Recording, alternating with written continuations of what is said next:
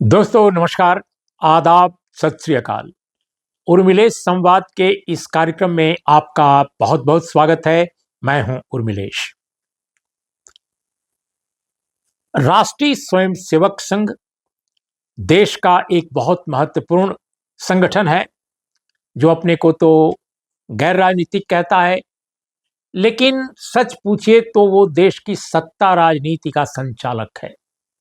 और जब सत्ता में बीजेपी नहीं थी तब भी भारतीय जनता पार्टी या इसके पहले जनसंघ इन सबको निर्देशित, संचालित और प्रेरित करने का काम भी आरएसएस का था।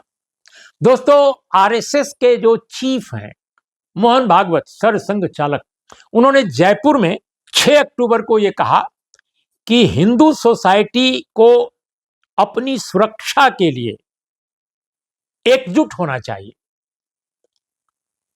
अब सवाल इस बात का है कि जिस मुल्क में हिंदू सोसाइटी, हिंदू कहलाने वाले लोगों की संख्या अपरंपार है, प्रचंड बहुमत है, और उस मुल्क में वो कह रहे हैं कि वे अपनी सिक्योरिटी के लिए यूनाइट हो जाएं।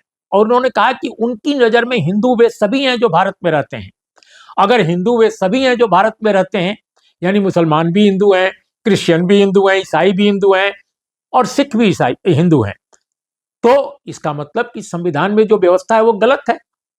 संविधान ने तो अलग अलग धर्म माना है इनको और उसी आधार पर कैटेगराइज किया है। तो इस तरह की बातों का कोई मतलब उनके नहीं है कि सब हिंदू हैं। और अगर सब हिंदू हैं तो योगी महाराज की जो बुलडोजर जस्टिस है वो केवल एक खास कम्युनिटी के लिए क्यों ईजाद हो गई?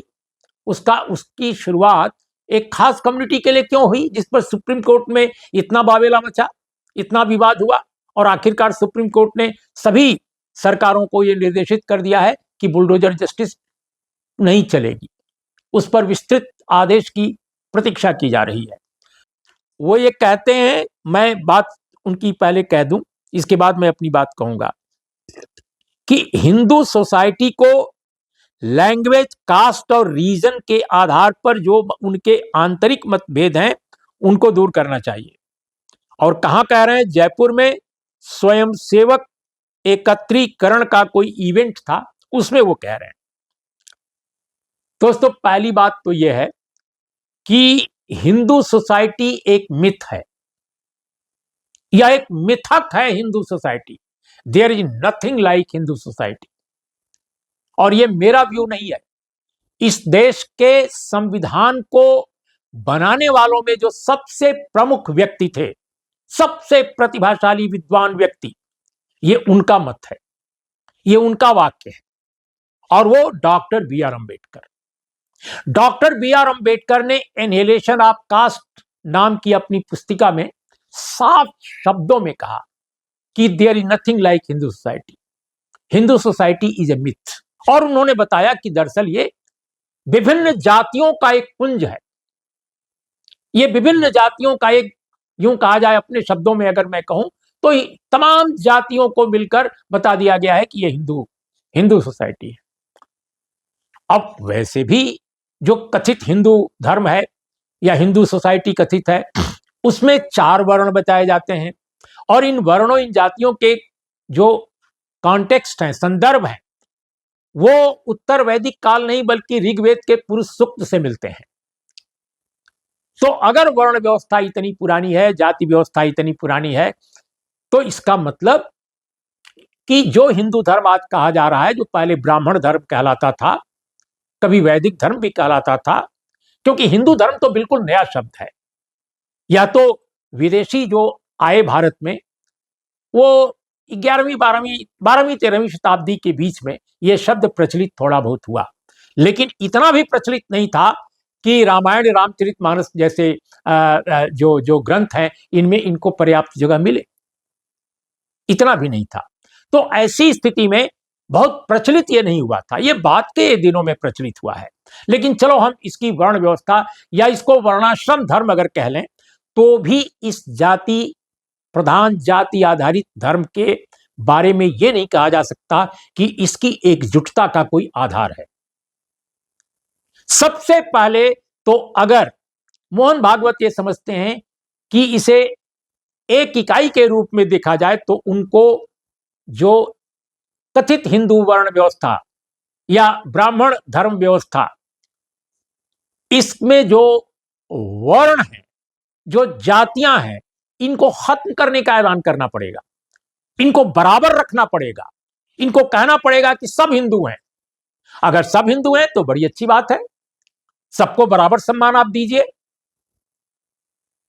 कोई दिक्कत नहीं होनी चाहिए। और जो उसमें पीछे रह गए हैं, बहुत पिछड़ गए हैं 4,000 साल 5,000 साल के डिस्क्रिमिनेशन के कारण, ब्राह्मण धर्म के कारण, तो उनको आप न्याय दीजिए। अगले 200 साल, 100 साल, 50 साल, ये मैं नहीं जानता कि कब वो बराबर होंगे आपके, तो उनको आप लगातार एफर्मेटिव एक्शन, आरक्षण जैसी व्यवस्था करते रहिए और कहिए कि अब सारी जातियां खत्म, सारे वर्ण खत्म, सब हिंदू होंगे। लेकिन आप हिंदू को चाहते हैं कि यूनाइट हो और वर्ण व्यवस्था और जाति व्यवस्था को जारी भी रखना चाहते हैं, ये तो कमाल की बात है। दोस्तों, सबसे बड़ा अंतर्विरोध यही है, जो अपने को कहते हैं कि वो हिंदू धर्म के ध्वजवाहक हैं, और आरएसएस तो कहता ही है, इसीलिए तो वो कह रहे हैं, वो डायरेक्शन दे रहे हैं। कोई शंकराचार्य डायरेक्शन दे तो बात समझ में आती है, लेकिन ये तो स्वयं एक पॉलिटिकल ऑर्गेनाइजेशन के चीफ, जो पॉलिटिकल ऑर्गेनाइजेशन को चलाने वाला, जो स्वयं को सामाजिक संगठन, सांस्कृतिक संगठन कहता है, उसके चीफ कह रहे हैं कि अपनी सिक्योरिटी के लिए सब लोग यूनाइट हों। लेकिन कैसे यूनाइट होंगे दोस्तों? इसमें 4 वर्ण हैं, ब्राह्मण, क्षत्रिय, वैश्य और शूद्र। इसके अलावा एक 5वां पंचम वर्ण भी है जो गिना नहीं जाता है, और वो है अंत्यज या अतिशूद्र, या यूं कहा जाए कि उसको माना ही नहीं गया है कि वर्ण में है, और वो हमारे देश के सबसे उत्पीड़ित लोग हैं, वंचित लोग हैं, जिनको अनुसूचित जाति के रूप में रेखांकित किया गया है, अनुसूचित जाति जनजाति के रूप में। तो दोस्तों, अब सवाल इस बात का उठता है कि अगर मोहन भागवत जी वाकई सीरियस हैं यूनिटी के लिए, तो पहली बात कि उनको वर्ण व्यवस्था और जाति व्यवस्था को तोड़ने की बात करनी चाहिए, और दूसरी बात करनी चाहिए कि तोड़ने के बावजूद चूंकि 4,000 साल का ये डिस्क्रिमिनेशन है, उसको पाटने के लिए एफर्मेटिव एक्शन को जारी रखने का आह्वान करना चाहिए, सुझाव देना चाहिए सभी राजनीतिक दलों को, जिनकी सरकारें जहां जहां हैं। अब आज देखिए कितना डिस्क्रिमिनेशन है, जिसके बारे में आदरणीय मोहन भागवत जी कह रहे हैं कि सबको एक होना चाहिए। एकता का आधार क्या है? अब आप देखिए, बीते 5 सालों में हमारे देश में जो नियुक्तियां हुई हैं आईएएस की और आईपीएस की और आईएफएस की, वो क्रमशः 2163, 1043 और 799 है। इसमें शेड्यूल कास्ट के जो लोग नियुक्त किए गए वो 7.65% है, जिनको 15% होना चाहिए। एसटी कम्युनिटी के लोग जो हैं 3.8% नियुक्त हुए हैं, जिनको 7.5% होना चाहिए, according to constitutional provision of reservation for SC and ST. 15.92% OBC नियुक्त हुए हैं, जिनको 27% होना चाहिए। ये मैं नहीं कह रहा हूं, ये बीजेपी के बड़े नेता और केंद्र में जो मंत्री जितेंद्र सिंह जी हैं, उन्होंने राज्यसभा में जॉन ब्रिटास जो पार्लियामेंटेरियन हैं, उनके सवाल के जवाब में ये बात उन्होंने कही। दोस्तों, इसके अलावा अगर देखा जाए, ये तो सरकारी बड़ी नौकरियां हुई, लेकिन जो मीडिया इस देश का है बहुत महत्वपूर्ण, मेरी जानकारी में उसका करीब 94% अपर कास्ट है, और जो सभी मीडिया में जो टॉप की पोजीशन है, उसमें तो लगभग 99.9% अपर कास्ट है। 99.9% अपर कास्ट है। अगर नॉर्थ इंडिया की बात की जाए तो साउथ में जरूर थोड़ा बहुत कम होगा। अगर दोस्तों अगर विश्वास न हो तो भारत सरकार मीडिया का एक सर्वेक्षण करा ले, उसके पास बहुत सारी एजेंसियां हैं। और दोस्तों, इसके अलावा मैं कुछ और आंकड़े आपको पेश करना चाहता हूं कि अगर हिंदू सोसाइटी एक है, अगर वो आपस में एकजुट है, अगर वो मोहन भागवत जी कहते हैं कि ये एक यूनिट है, एक इकाई है, तो ये डिस्क्रिमिनेशन कैसा है?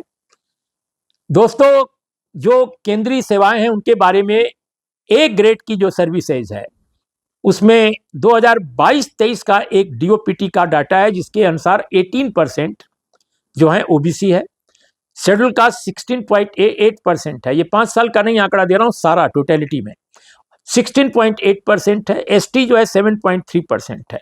लेटरल एंट्री जब शुरू हुई 2017 में, उसमें एससी एसटी ओबीसी आए ही नहीं। इसके अलावा दोस्तों, क्रीमी लेयर के नाम पर जो योग्य उम्मीदवार ओबीसी कम्युनिटी के हैं वो छंट जाते हैं, क्योंकि 8 लाख की सीमा है। बहुत वर्षों से की जा रही है मांग कि ये 15 लाख की जाए, लेकिन नहीं किया गया, ताकि जो योग्य उम्मीदवार हैं, जो अपेक्षाकृत थोड़ा बेहतर परिवारों के हैं, उनको डिस्क्रिमिनेट करके बाहर किया जा सके। दोस्तों, एक और बहुत महत्वपूर्ण आंकड़ा मैं आपको देना चाहूंगा, वो है विश्वविद्यालयों का। इस पर मोहन भागवत ने एक बार भी अगर बोला होता तो मैं मानता कि उनके कंसर्न्स बहुत जेन्युइन है। दोस्तों, अपने देश में जो यूनिवर्सिटीज हैं कि आरक्षण के कोटे के बावजूद 4% प्रोफेसर्स हैं। सेंट्रल यूनिवर्सिटीज में जो 45 हैं, यानी 45 जो केंद्रीय विश्वविद्यालय हैं, उनमें 4% प्रोफेसर्स जो हैं केवल हैं ओबीसी कम्युनिटी के। 6% एसोसिएट प्रोफेसर्स हैं। और आबादी कितनी है? 54% से कम ओबीसी की आबादी नहीं है। 27% सरकारी कोटा है उनको आरक्षण का, लेकिन 4% प्रोफेसर्स हैं 45 केंद्रीय विश्वविद्यालयों में। 6% एसोसिएट प्रोफेसर्स हैं। और ये स्थिति दोस्तों, जो परिदृश्य है 77 साल बाद, सोचिए, आजाद हुए हमको हो गए इतने साल। ये आंकड़ा दोस्तों मेरा नहीं है, ये आंकड़ा है भारत सरकार के शिक्षा राज्य मंत्री सुभाष सरकार ने लोकसभा में जो पेश किया था संजीव कुमार सिंगारी, जो मेंबर थे पार्लियामेंट के, उनके सवाल के जवाब में। ये 45 केंद्रीय विश्वविद्यालयों में सिर्फ 5 vice chancellor SC ST OBC community के हैं। अब आप सोचिए, 5%।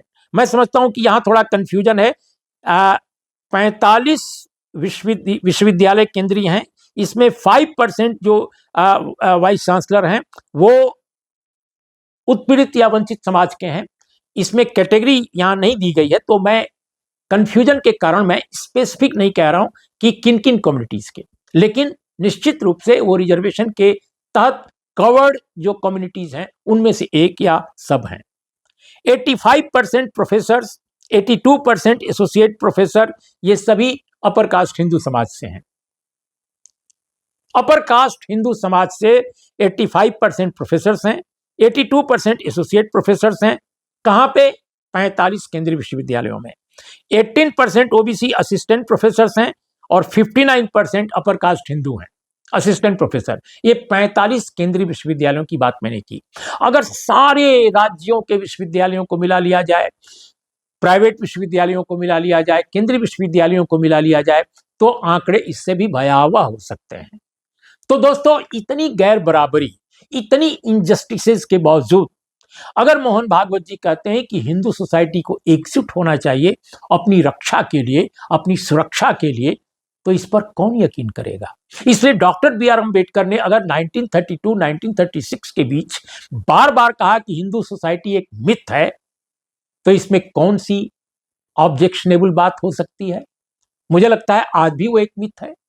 आप हिंदू सोसाइटी कर रहे हैं, लेकिन यहां तो सीधे बंटवारा है कि upper caste domination total Hindu के नाम पर है, और वो जो इस समाज में हार्डली 15% है, हार्डली 15% है।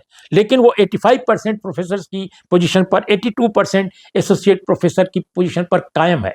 आप कहेंगे योग्यता, 4000 सालों से जिनको सारी की सारी सब कुछ जहां अधिकार था एक ही समाज का, और आप योग्यता की बात करते हैं, आप मेरिट की बात करते हैं। तो मोहन भागवत जी, ये जो बात आप कह रहे हैं कि सिक्योरिटी के लिए, अपनी सुरक्षा के लिए एकजुट होना चाहिए, आप सबसे पहले तो हिंदू सोसाइटी में डिस्क्रिमिनेशन, अन्याय, जो दुनिया के जो बिल्कुल पिछड़े हुए मुल्क हैं उनसे भी ज्यादा पिछड़ापन शो करता है, आप उसको दूर करने के लिए त्वरित कार्रवाई की आप सिफारिश कीजिए, स्वयं उसमें लगिए।